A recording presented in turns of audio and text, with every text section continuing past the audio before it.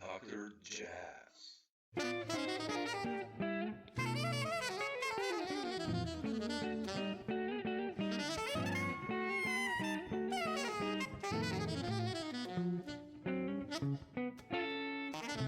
I mean, Dr. I wanted to Jazz. talk to you for some time, and then finally I was listening to one album with you and Tim and Garland, and I was like, shit, I'll drop you a line. So, and I've talked to so many guys that you've recorded and played with.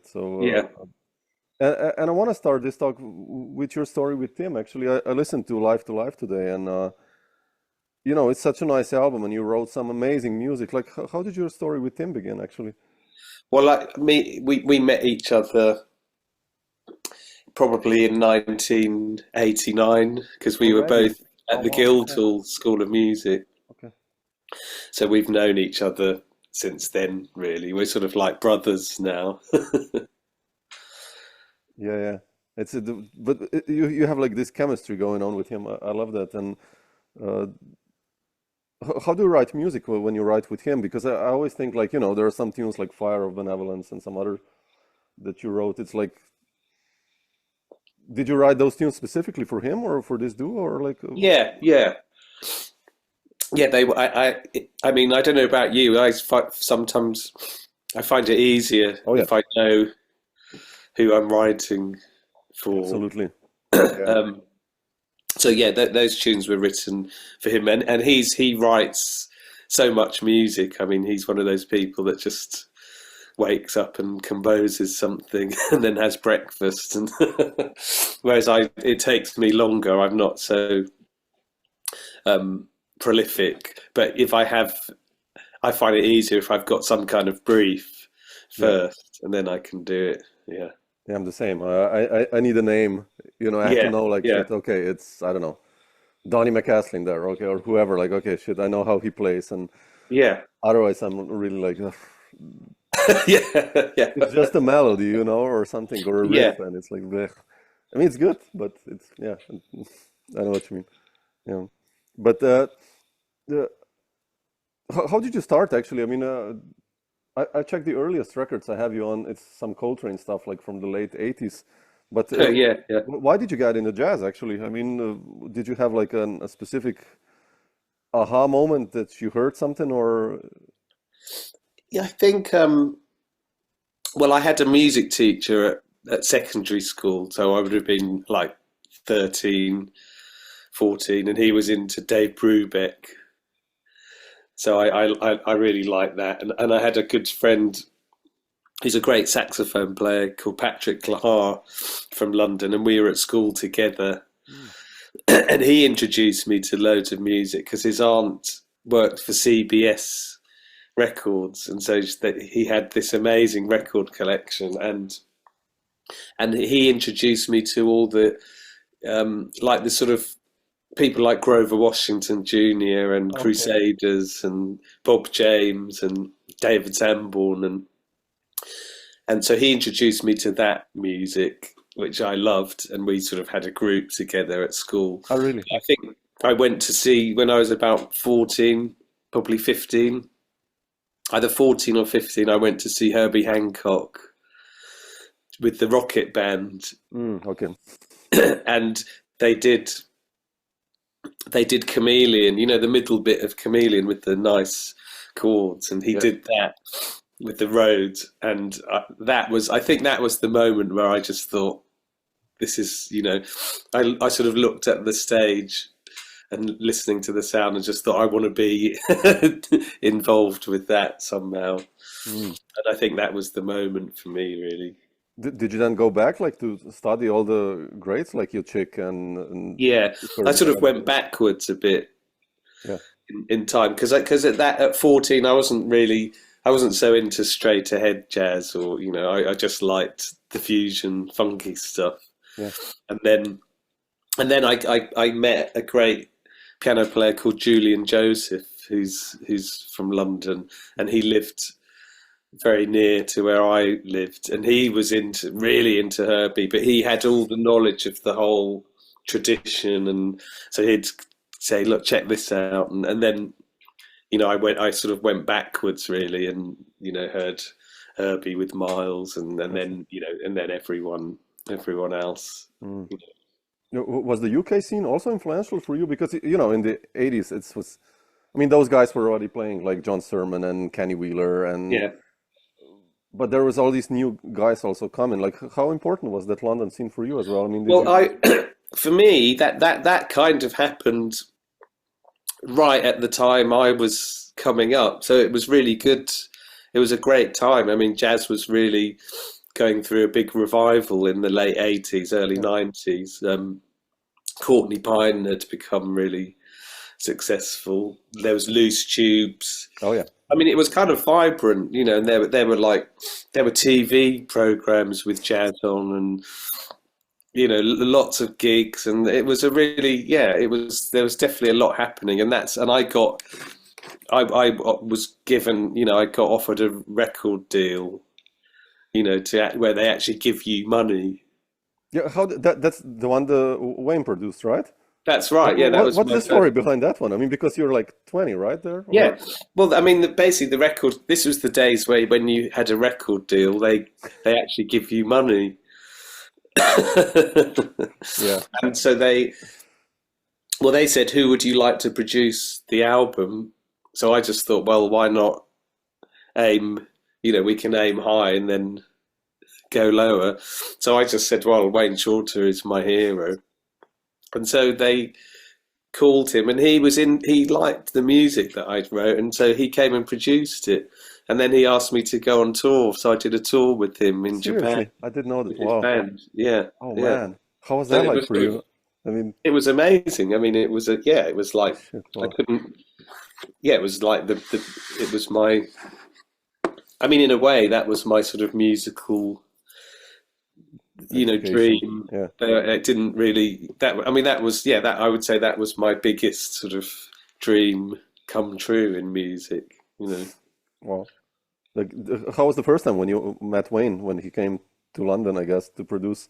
Yeah. How did that go? I mean, I mean, he was just he's a very gentle, kind of quite eccentric, but kind guy, and I liked him a lot, and we got on well. I thought he was funny. He had a funny sort of offbeat sense of humor, and yeah, he was unique guy, but very kind and gentle. Had a real gentleness about him. Mm. And what about those Coltrane recordings that you did, like I think a year or even two before, like with Alan Skidmore and John Toussaint, and like you were starting to enter the scene, right? I mean, like yeah, exactly. I mean, I think it must have been some kind of anniversary or something for Coltrane. Then I can't think what it would have been, but yeah, there was just there were just two different albums I got asked to do. So one was with John Toussaint, who basically was he'd come to live in the UK, so he was in. I think he'd just finished with Art Blakey's Jazz Messengers, and he decided to settle in the UK. So we became very good friends and did lots of playing together. But he asked me to do that album.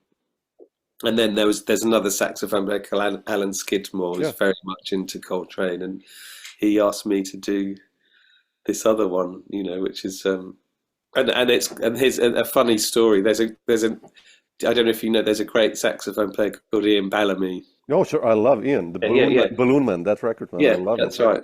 Yeah. And one of his tracks he wrote is a tribute to Alan Skidmore's tribute to Train. Yeah, he's a funny guy. Yeah, He's very funny. No, it's a nice record. Those records are really nice. I mean, Jean's rhythm section there. I think it's Ray Drummond, right, and Kenny Washington. It's like amazing players from New York, and it wasn't. Yeah, I mean, I was like 17, so it was sort of quite bizarre, really. Was it hard for you in the beginning to the band leading aspect? Because you were really young when you started leading bands and composing. Or was it I didn't find it hard because I was quite in. I mean, in those days, when you're younger, I mean, I was very confident and sort of, I thought I knew everything, but that sort of confidence gives you sort of, yeah, you have the drive to do things. And so I don't think I didn't find it hard. I quite enjoyed leading my own band and doing all that. But a funny thing happened. I sort of got a sense of, along with that, there was a sort of sense of disillusionment because there was lots of success earlier on, and then there was something in me that was sort of, I don't know. I found that I was sort of getting into meditation and that side of things a lot. So there was a part of me that found all that stuff sort of like, I don't know if this is really what I'm looking for in life, the success. And so in another way, it was also a funny time of trying to find out what I felt was the most important thing in my life. Was it music or other things?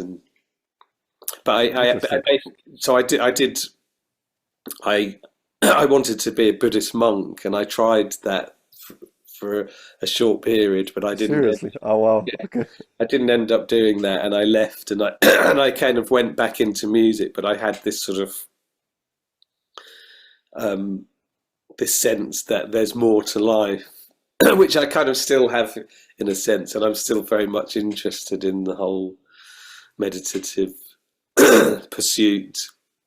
Yeah, I know what you mean. Yeah, I know what you mean. Yeah, it's like Jerome Harris, the guitarist, from New York and bassist, who played with Sonny and Jack DeJohnette and all these guys. He told me once. He said like, yeah, I asked him about band leading, and he said like, yeah, sure, I'm a musician, bassist, but I'm also a human being, and I want to live a life as well. I was like, shit, man, yeah, of course, it's makes sense, It's if you put it into perspective, of course. I mean, it's a nice thing that we live as well. Like, but I wanted to ask you also about this one recording with Tane Watts and Orlando LeFleming. Next time around, like, how did that one happen? I mean, that's such a burning record. I'm such a fan of Tane, and he's amazing. how did you decide to do that one? And Well, we just so this was on it was a small independent. It was a label called Onion Records, which I think was part of Jazz FM or something. But yeah, so we just had a small budget, and we just decided it would make more sense to actually go to New York to record it, to get to play. I mean, I really wanted to play with Jeff Tane Watts because I was really into. I loved Winton, and I was really into Kenny Kirkland, and so I just that.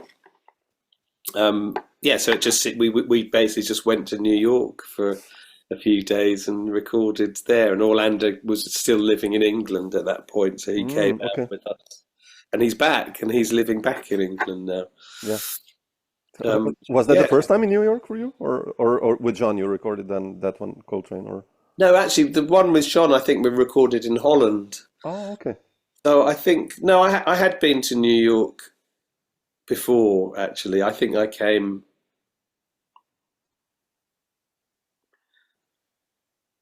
Yeah, I think I came when I was younger. I went over there.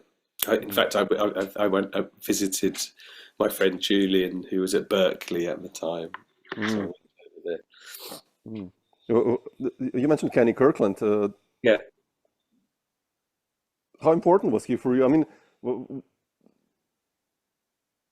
he's for me one of the most underrated piano players still. Like everyone says like he was a genius. Like, did you ever meet him or? Yeah, I met him a few times actually. Really? Oh, wow. And he was just. I mean, I think he was a genius. He was an incredible piano player. I mean, he was, one of my favorite piano players at the time. But I met him a few times. He was really supportive and just really, encouraging and and just liked hearing young people play. But I had one. In fact, one of my musical highlights of my career was I was doing a gig. There's a small jazz club in London called the 606 Club, and in those days, this would have been in the probably in the 90s, mid 90s, and they used to have used to do quite late gigs there. So you do 3 sets, and the last set used to be start at 12. And Kenny was over with Sting. And so I invited him to my gig at the 606. It was a trio gig. And we did 2 sets, and he wasn't there. And then I thought, well, why would he come? He's probably doing other things. And, it was fine. But we were doing the 3rd set, and by this time there was not many people left in the club, And then I just saw this sort of figure at the back of the room coming in, and he had a stick, because he had a bad leg, and it was Kenny, and he came. Oh, beautiful. Yeah, and so and it wasn't actually that long before he died, but we had a long chat, and he was just a really, really cool guy, really lovely, and so that for me, that was one of my one of the most amazing moments, to have your hero actually come and see you at a gig. Yeah, that's heavy sometimes. Yeah. Witness that. Was Kenny the connection to Sting then as well, or because at that time then also the Sting story happened, right? I mean, yeah. Well, I think because Kenny died not long after that, I met him at that. He came to that gig, and I think he'd just told Sting about me. So Sting knew about me. So when Kenny died, Sting just sent me an email, saying, "Do you want to come and, hang out in Italy?" They were recording Brand New Day. Yeah. Wow. So I just went out there for a week and hung out and recorded, and and he seemed to, like my playing, and we got on well. And so then he asked me to join the band, and then I did the tours. Yeah. How was that like for you? Because that's like we all know the jazz world where we play like for 10 to 200 people or something, and then you enter this pop, pop world, which is a different story. Yeah. How did you experience? The joke, don't you? You know the joke. What's the difference between a jazz musician and a pop musician? Probably, but no. The pop musician plays 3 chords to 20,000 people, and the jazz musician plays 20,000 chords to 3 people. Yeah. No, I mean, I enjoyed. It was great fun touring with Sting. I mean, because the thing is, the music is good. Yeah, absolutely. It's enjoyable music, and also I got to solo. I mean, that's why he booked me, so I got to do, some good solos as well. So in a way, it was amazing, really, to be doing a pop gig and get to solo a bit. And so it was great, and I mean, it was great fun. And he's a really nice guy, and I enjoyed the band, and the band was really nice people in it, and so it was a good time. And at the time, my oldest son was quite young, and he came out a lot with us. Oh, okay, fantastic. Yeah. On the road, and so it was a good experience, and I did that for about 5 years. We did 2 world tours. That's a lot. Yeah. It was Brand New Day, Sacred Love, and All This Time. 3 albums we did. Yeah.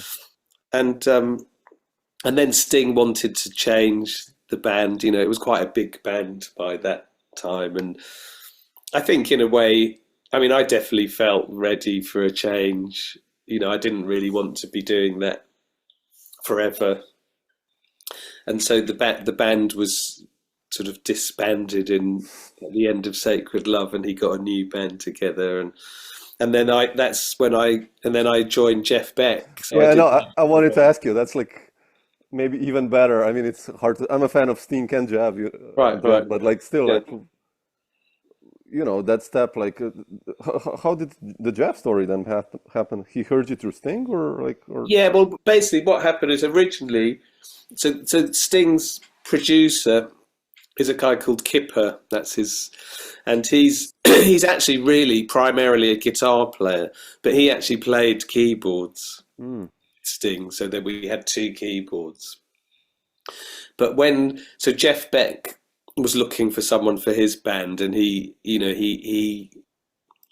approached Sting's keyboard player, the other keyboard player, Kipper. But Kipper was not really. He's not really a like a trained keyboard player. So I think Jeff's music would have been and he's not really he's not an improviser as such in a jazz way, so Kipper just said, well, why don't you ask Jason, because that's sort of more what I do, and so I went to meet Jeff, and I was quite into Jan Hammer anyway. Sure, man, yeah. And so I could, basically I could play Jeff's music. It was, fine for me to play. And, some of it was, not amazingly difficult, but, a bit more challenging than a sort of pop musician way of playing. So yeah, he was, and we got on very well. He had a great sense of humor, and we're into similar things. And so that worked out fine. So I basically did that band for about 6 years. Wow, man, that's a long one. I thought it was yeah. shorter. Wow, that's incredible. Yeah, how was it like to play with Vinny as well?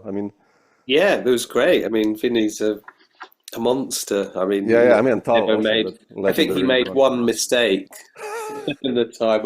He's just completely on top of it. And I got on very well with him. We had a lot of laughs too. Yeah, he was very funny, and yeah, it was great. It was a great experience. Yeah. How were those guys as band leaders? Like, if you compare Sting to Jeff Beck, did they give a lot of instructions, or like, did you have a lot of? How did the music arranging process go? And yeah, I think there was. I think there was quite a lot of input from people. Okay. I think they both had a sort of quite a strong idea of what they were about musically, and so they wouldn't be, if something's not working, they'll say no, that this isn't working. But both were open to suggestions and ideas, and some of the, with artists like that, some of their, their sort of like trademark tunes. Yeah. Well, that's how it is. You wouldn't really want to change those, and so those things would be the same. But yeah, it was quite. I'd say both of them. There was room for ideas and suggestions, and input. I'm really curious how. It must be a great feeling, but when Sting plays "Every Breath You Take" for the 2,600th time. I'm like, shit, man. How do you reimagine yourself, or still motivate in a way? It's nice, of course, people sing and stuff, but that's an interesting question, because when you've sort of studied music and you have all these interesting things that and then you're not using a lot of those for the music you're doing. Yeah. I'd say probably, part of doing that kind of touring is you have to, and I did go through phases where I might feel a bit bored of not, Absolutely, yeah. It's natural.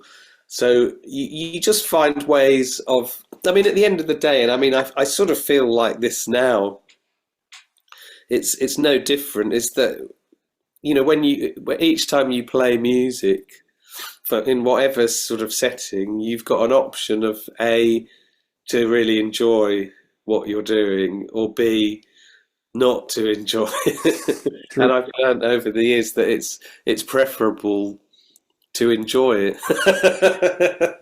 So, often it's just finding out, the thing about the mind, as soon as you compare what you have with what you would rather have, you stop enjoying, So I think for me, I learnt lots of times is just to enjoy the fact that you're playing, rather Yeah. than tell yourself, oh, it's just this tune and I don't like this tune, and it's to not sort of focus on that kind of thinking and just go back to just, but actually this is just fun. I mean, it's music, and that sort of got me through, and I went through phases of having to be more conscious about that, because otherwise it's not fun, Yeah, absolutely. and when you know that you're not going to leave and you're there, then you might as well work out how to enjoy yourself the most. And I mean, I still have that feeling now. I mean, even if you're playing on a gig and it's not working, or, it's still to get in that mindset of saying, yeah, but I'm playing, Yeah, what it's a I should. privilege. Yeah. Yeah, if I don't enjoy every note, then I mean, I had a good story. I was just jamming with my son, who was at the time probably 17 or 16. He's a drummer, Oh, my really? oldest son. Oh, wow. Okay. Although he's not doing it for a living now, but that's and we, with both my sons, we used to jam a lot and play, and I just caught, I was jamming with him one day and I just caught myself playing and kind of, just thinking, oh, it's just jamming with George, and I was sort of on automatic a bit and sort of thinking, and then I suddenly thought, hang on a minute, why am I not playing as if this was, Yeah. a stadium, or wherever, why am I treating this as not real music just because it's familiar? And I thought, no, actually, even now, this can be, you can fully, give yourself to this, and it will be more fun. Mm, So I feel like it just applies all the time, really. Is why, if you're doing it, why not? yeah. What's the point in If you're not enjoying, yeah. being angry and resenting? I think it's our mind. Yeah. I mean, my longest tour was like, but it was like a jazz tour with my music, and was Mm. 17 gigs in a row. And Yeah. like after gig 10, man, I was completely like, shit, I was sick of my language, of what I play, I really had a psychological struggle after the gig. I was like, Yeah. man, this all sounds the same, even though of course it didn't. But like, But that's it. it's just, It's so easy to get into oh that man, yeah, mindset, and it's yeah, not true. no.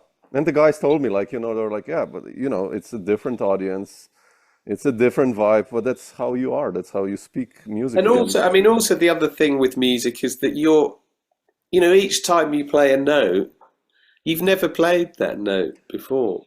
It's yeah, never the same. It's always fresh, and it's always new, and it's always a creation out of nothing. And true. to sort of then to view it as, I mean, that's I think that's the sort of that's the aspect of mind that spoils things, because it goes, oh no, you've done this before. It turns everything into something old True. and known, and then you feel like, oh, you've almost switched off from what's really happening, which is new notes are coming every moment that you've never played before. Yeah. It's switching off from that and then turning it into this sort of horrible thing that it isn't really that thing. And I guess for musicians, I mean, that's a big part of our journey, is to continually be not, resisting the temptation to just go into that way of Yeah. Black hole or thinking, going because down. you'll ruin anything. Like that thinking will spoil any. It can easily spoil anything. Absolutely. Yeah. It's so available. Yeah. If you want to go down that avenue, I mean, I think for not just music, I mean anything, Anything creatively, or anything actually. Yeah. just anything in life. I mean, as soon as you go into that thinking and then you believe that thinking is truer than the actual experience, then it becomes really unpleasant. Yeah. And Yeah. it's heavy sometimes on the road. You're tired, and then it's just like you're not Yeah. focused or something. And it's just like, you know. And people, of course, don't know that. Like I watched once an interview with Pat Metheny, and he said, like, Yeah. we have bad nights as well with the group, but just like our bad nights are like 100%, like the good nights are 130, or it's just like when they play bad, it sounds still really amazing still, and it's Yeah. And that's I I mean, guess even bad, I mean, I still feel like,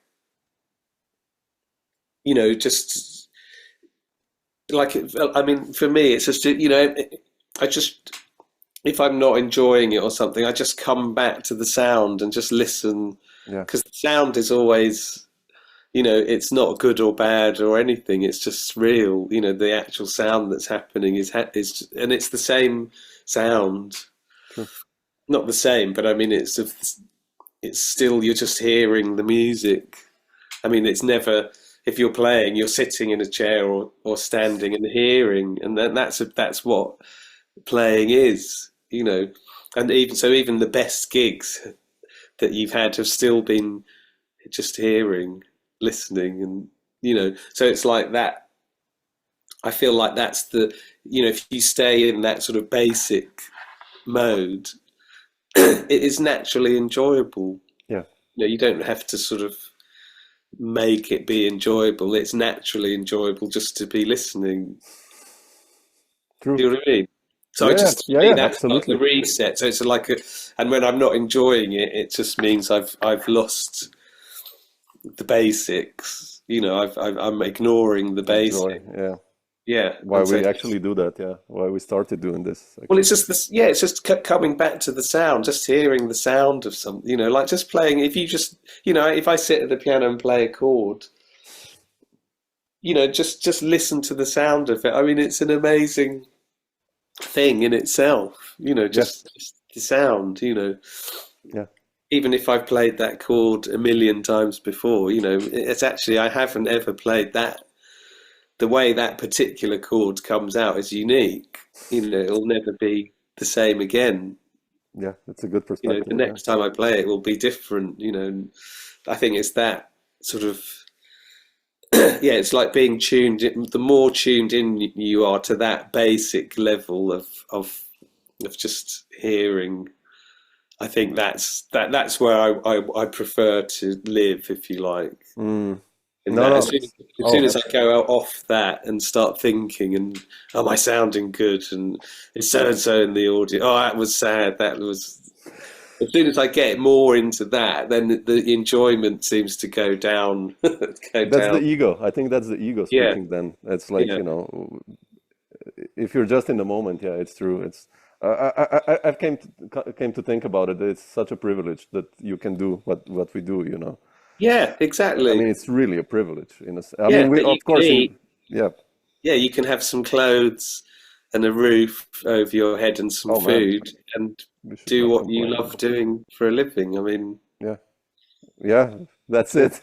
yeah, That's it. Absolutely, man. Yeah. yeah. Like, uh, Jason, I wanted to ask you already before, like, have you been preparing something new on the band leading department, or because Not really. No, I'm how lazy come? How come? because I'm lazy, and it's a mixture of being lazy and I'm not. I think I'm not that. I'm not that bothered. I'm not really that bothered about my career in the sense of, you know, I want to be doing This and that. Yeah, jazz festivals, and I have that. I've sort of done. I feel like that's kind of yeah, you've done so much. Yeah, I mean, bent. Yeah, I've that's it. done. I've sort of satisfied those things. I mean, and I enjoy playing with other people. I like turning up and not having all the responsibility of Oh, me having to be, all that sort of stuff. I'm kind of, yeah, I don't, I feel more, yeah, I think just the fact of playing is, like you were just saying, to be able to just earn a living and play and with some nice friends, and that's enough for yeah, me. Yeah, I'm not too bothered anymore about my sort of, you have to do that, take and yeah, over a the new world. album. Yeah, yeah, yeah, Yeah. yeah. Interesting. I'm looking forward. Once a new, I don't know, trio album comes, or a solo maybe, or something. Would be nice to hear. Oh, thank you. I appreciate it. Would be cool. I also like your composing. Like I said, it's like would be nice to hear some more new tunes by you or stuff. So Oh, thank you. hopefully something I will pop up appreciate that. one day. Yeah, yeah. I mean, like the thing with Tim, the times when I'm inspired to do something is if there's someone else involved, and it's that then I seem to find more enthusiasm, Yeah, and I think that's why the thing with Tim worked, because he's a good friend, and it just seemed like a great way to spend time together, and I think he's a great musician and oh, absolutely. composer, and so yeah, I think something like that, it sort of, that interests me, whereas I don't feel so interested of, right, I'm going to do another solo project or Yeah, or hiring people, or yeah, and then yeah. booking all the gigs and all that sort of stuff. I mean, although I did actually just do a couple of trio gigs because they came in. Oh, really? Oh, wow, beautiful. So I did, and which I haven't done for ages, which was actually really good fun with a great drummer from here called James Madron. Oh, sure. I love James, man. Yeah. Yeah, yeah. Oh, beautiful, man. Wow. And Orlando, do you know Orlando? Well, it was Orlando LaFleming who was on Yeah, sure. Oh, beautiful rhythm section. Oh, man. yeah. So we did a couple. It was great fun. I did actually really enjoy it. Mm. But that's my two for this year. Oh, man, you've done so much, with those guys, with Jeff and Sting as well. It must be, the road can be, it's tough. I think for younger musicians, sometimes I teach on workshops or master Yeah. classes, and people are like, on the road. And I'm like, do it first, and then we'll talk in 10 years, and then let's see. And Yeah. it's tough. It's tough. But as you say, I mean, it's if you're doing something that you love, then Then it's you sort of and I feel a bit. I mean, the music industry it's become difficult, and it's hard to make money selling your music and all that side of things. But even with all that, if it's what you love doing, and you can find a way to do it, and you can find a way to do it, absolutely. and people do. We do, and if you can do that, that's what we're here to do. We're not here to sort of just make a living. I mean, we're here to, as human beings, to kind of grow and experience the things that we love. And if that happens to be music, then I feel you can do it. It's just probably you've got to be more resourceful nowadays. Absolutely. But you can, Yeah. What's still on the schedule for you for the upcoming months or weeks? I mean, do you have some projects going on or something with Tim? Coming to Europe, by the way, by any chance, to our parts? Yes, well, I'm doing. So I do have quite a few things coming up. So in January, I did a small tour with Dominic Miller. Oh, Within really? his band. So I'm doing in January, we're doing some dates, I think, in Germany and Canada. Oh, wow, beautiful. So we're doing a few weeks in January. And then we're doing a week with me and Tim in Germany Oh, wow, fantastic. in February. And then I think in March, I'm doing a week with some great Danish musicians. I'm doing a couple of weeks in Denmark next year. I can't remember what else. That's super busy still. I mean, that's a lot, man. Beautiful. Yeah. Fantastic. I hope you make it to Austria one day or something like that. I'm in Slovenia, so if you're near okay. the line. We did actually play with Dominic. We played in Austria earlier. In Bass, right? In Vienna. Yeah, I watched that stream. Yeah. All right. It was a nice gig. Yeah, I love Dominic's music. So fantastic, beautiful, beautiful stuff. Yeah. Fantastic. And how about you? What are you up to then?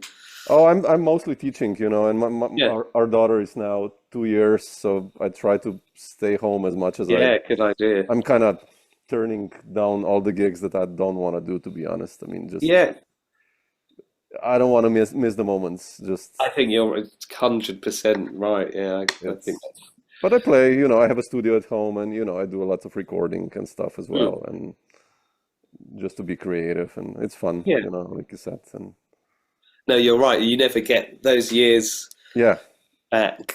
I don't want to miss They are that. precious. Yeah, Yeah, it's just too much fun. It's nice to be on the road, play with friends and musicians, but just, I did like a tour in May, like a week one, and already after a week, I felt estranged or missed yeah, the family because, when I came back, I felt like shit, I missed out on so much. She learned exactly. Yeah, yeah, so many words and stuff, and yeah. And I mean, it's amazing how quickly the kids grow oh up. And man, yeah, before you know it, she'll be a teenager. Is it a girl or a boy? yeah, she's a girl, yeah, she's a She'll be girl, out, I don't want to see, I'm doing other things now, Dad. It's exactly, man. amazing how quickly that happens. Yeah, so we have to cherish the moments, like Yeah, you said, yeah. in one way or the other. Yeah, but beautiful, man. Yeah. Jason, if you're ever around, let me know. Drop me a line. We have a guest from Okay. here. Come over, wine country. So Yeah, that'd be great. That's lovely. and I'll send you a link when this is out and everything, so Okay, we can share it then. So, but it was so nice meeting you. great. Thanks for your And time. you, Appreciate everyone, it. thank you. Lovely to meet you. Thank you.